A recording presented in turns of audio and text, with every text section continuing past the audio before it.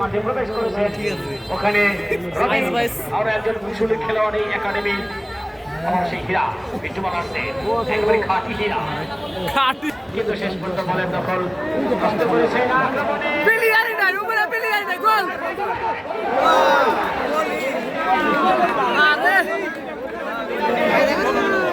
আজকের বিরাটের দেখে কিন্তু এটা ভাষায় কথা বলা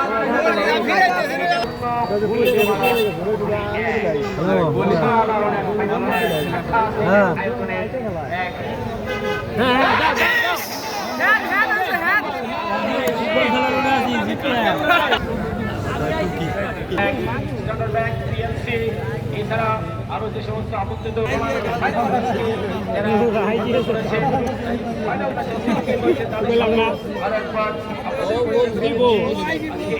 আমাদের মাঝে জনাব অ্যাডভোকেট মোহাম্মদ মুস্তফা রহমান, জনাব মোহাম্মদ আব্দুল খালিদ, অবসরপ্রাপ্ত ইঞ্জিনিয়ার। এরকম ভাবে সারা দেশ বলেই কিন্তু এরকম টুর্নামেন্ট আয়োজন করা সাহস কর্তৃপক্ষ করে। না হোক কথা বলছিলাম, আপনারা উপভোগ করছেন পাল্লা মরহুম ফুটবল টুর্নামেন্টের ফাইনাল ম্যাচে শেষ লড়াই এই বাংলা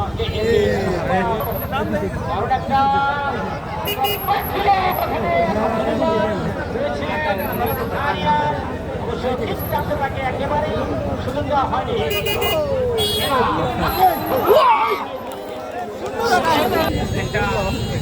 ফুটবল ম্যাচ আগামীকাল এই মাঠে অনুষ্ঠিত হবে। এই ম্যাচটি দেখার জন্য আপনারা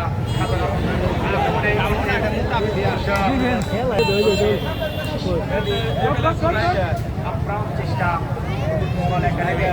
খেলায় ফেরার যেন নিরাপদ আসলে এরকম কর্মকর্তা থাকলে কিন্তু এরকম জমজমাট টুর্নামেন্ট আয়োজন করা খুব সহজ কখনো সম্ভব নয়। সময় সুযোগ চলছে দ্বিতীয়ার্ধের লড়াই। যারা মাত্রাপাত সুযোগ দিলেন তাদের জানিয়ে রাখছি এই মুহূর্তে খেলার ফলাফল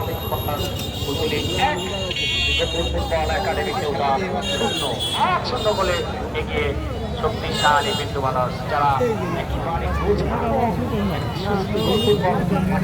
হাজার হাজার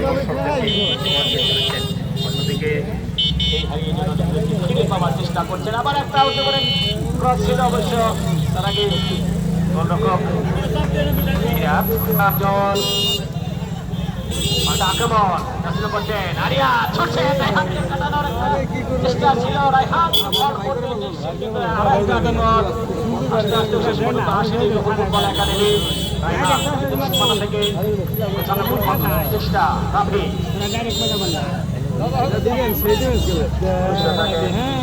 বাধা দিচ্ছেন।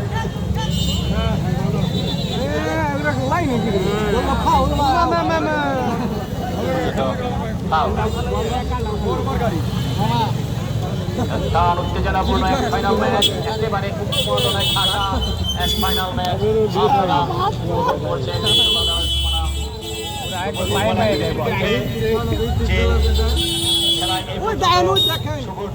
একমাত্র বলে 100 গুলি হচ্ছে অবশ্য আরো একবার শুভ আক্রমণে খেলেছেন।